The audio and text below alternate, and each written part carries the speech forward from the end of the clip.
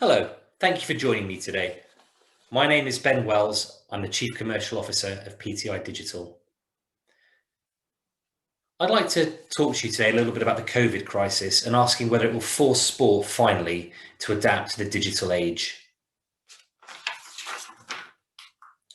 Before we go too much further, I'd like to start with a quote.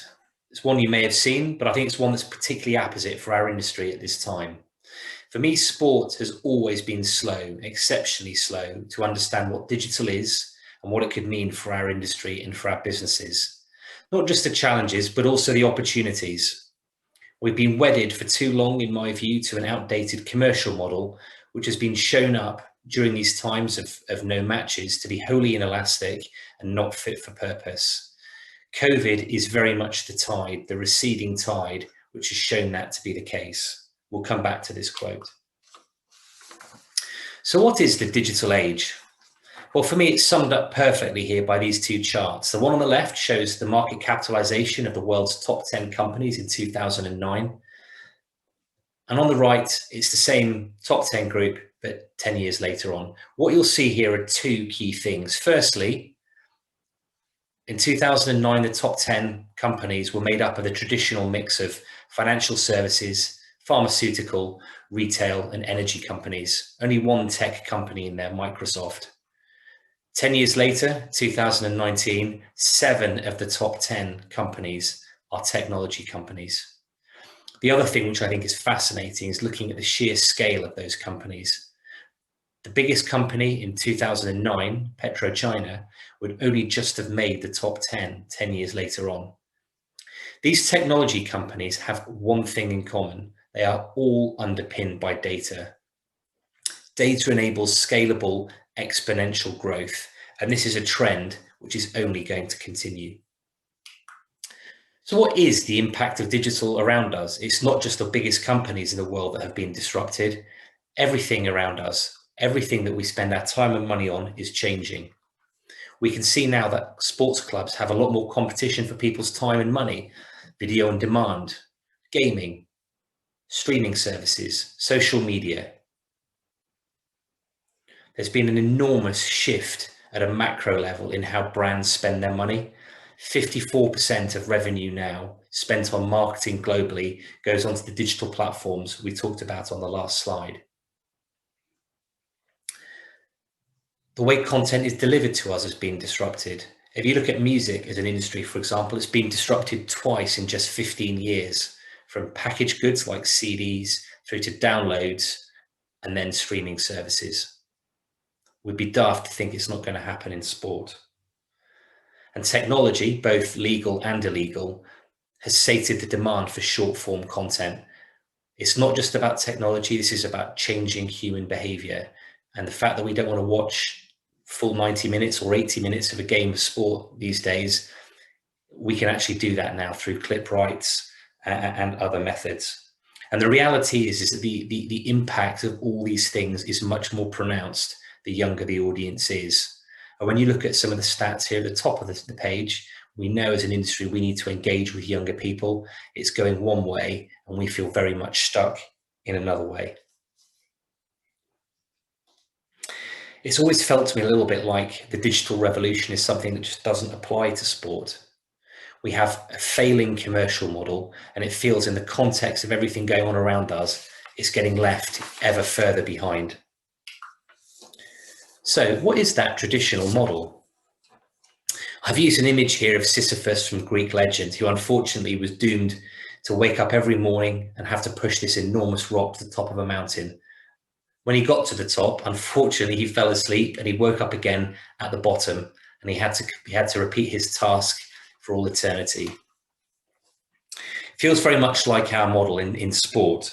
Even pre-COVID, the model was finite, totally inelastic. It was limited by inventory, such as tickets and hospitality places, and subject to price sensitivities. And I think we all know that given the impact that COVID has had on people, price sensitivity is going to be an even bigger issue post-COVID. It's limited by new product development. There's not a huge amount of innovation in that space. We don't have the time for it. And most clubs operate in a cycle of season to season, match to match, week to week. We come in from the high of a game at the weekend, coming on a Monday morning, and what are we doing? We're doing the same thing we did last Monday. Same thing happens in July. We get to the end of the season, we review what's happened, and we start again. The reality is that we just do not have enough bandwidth in our businesses to stop and pause and think, are we doing things right? Is this the smartest way to do it? Additionally, marketing is not seen as a long-term strategic commercial driver. It's merely a sales support function. There's no link between spend and return.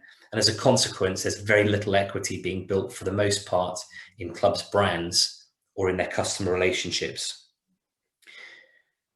In short, people work very, very hard. I know that. I've worked club side for a number of years.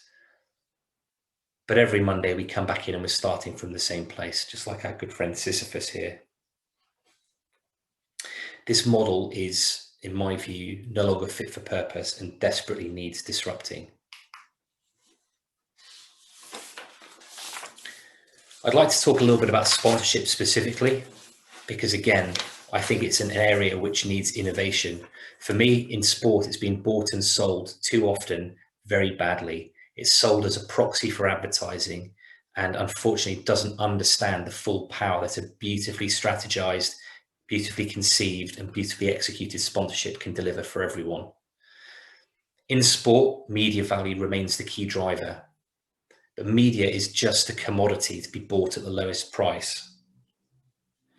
Sponsorship is limited by product category exclusivity. We have this mantra that you can only have one brand in a sector as a sponsor, but it's also limited by inventory. At some point, we are going to run out of sites to stick a logo on. And as brand spend has shifted, as I mentioned, to hyper-targeted digital platforms, traditional sponsorship feels like it's been left ever further behind. I've already talked about clubs not investing into their brand, to their brand story or their customer relationships. So as a consequence, there's little differentiation between the propositions.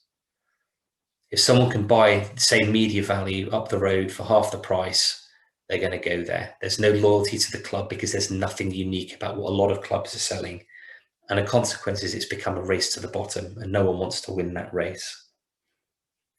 Sponsorship is just seen as a revenue vertical. It's not linked to the club's strategic objectives. It's not adding any value over and above the pure revenue. And to be quite honest, one sponsor could be interchangeable with another. There's no loyalty then built up with the customer base. There's no value created either for the club, the supporters, or the brand. And the result is a huge churn in that sector. A good example here is thinking about the betting sector. We've talked already about the fact that clubs need to engage with much younger audiences, but when your main sponsor is a brand that legally cannot do so, then the left hand is not helping the right hand out. So moving on to COVID, well, the tide unfortunately has well and truly gone out. No matches, no ticketing, no hospitality, no F&B, limited retail, no income. Sponsorship survived for now, but there's a long tail in the corporate market. And many sponsors, I think, when they get to the end of their contracts, will not be able to renew, whether they want to or they don't, simply because they've been hit so hard by COVID. And with so many propositions likely to be in the market at the same time, supply is going to outstrip demand, and we will see that race to the bottom. At a more macro level, there are uncertainties in the broadcast market. Even the big broadcasters have been hit badly by this. And we have to assume that for the majority of us, there's going to be deflationary pressure on sports rights in the next few years. Many clubs, sadly, have mortgaged either existing or future income and other assets they have simply to survive. That's not a sustainable model. And even when fans are allowed back in, we just have no idea how many will want to, or how many others have found opportunities to spend their time and money elsewhere, whether on digital or other platforms. It is a pretty bleak picture. I think we all know that, but I'm here to say today, don't abandon all hope. There is a way forward. It's one that I believe firmly should have been adopted 5 or maybe even 10 years ago, but it's one that's going to require a substantial mindset shift. Even if things do return to near normal, the COVID crisis represents a once-in-a-lifetime opportunity for our industry to right the wrongs of what was already a poor commercial model. It was already broken, totally unscalable, as I said, highly leveraged and atrophying naturally as fan bases aged. You might have spotted a stat on an earlier slide. I didn't refer to it, but the reality is that the week outside of 2 hours of match time represents 99% of the time that we have, yet we focus on those 2 hours. Everything is a build up to that. We need to flip our model and think about how those 2 hours, when we have the maximum exposure, can be a platform for accelerating, rewarding, redeeming, and promoting everything that goes on throughout the week. The emphasis now has got to switch firmly from the previous model of yield management into one where we are creating new value, not just for ourselves, but for brands. That engagement creates data opportunities.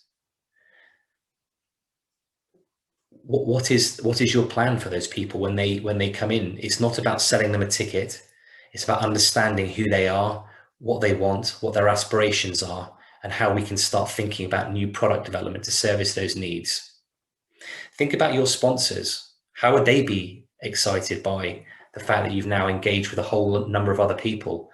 They may never come to a game, but it doesn't matter. These people still want to buy their products. Think about how you can invest in your brand. What is unique about you? What stories can you tell? What USPs do you have that someone cannot buy somewhere else? Avoid that race to the bottom. Avoid the commoditization of your brand.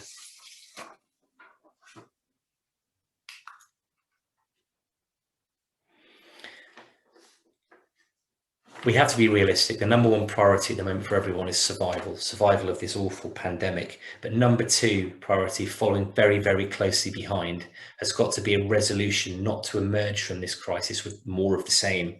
This is, as I say, a once in a lifetime opportunity for us to say, let's reset our commercial model.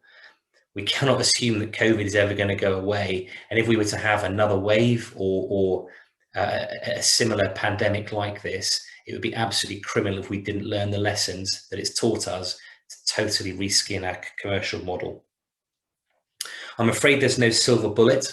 There isn't a quick fix on this. We all like quick fixes, but there isn't one. It's going to require a lot of thought, a lot of hard work, and being comfortable with failing, but failing fast and learning fast. We have to flip our models from a match day model to one which is about 365-day a year engagement with people.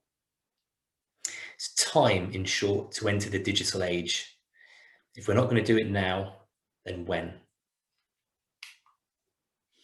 Thank you for listening today. My name is Ben Wells. I'm the Chief Commercial Officer at PTI Digital, and we're here to help. Please feel free to get in touch anytime. Thank you.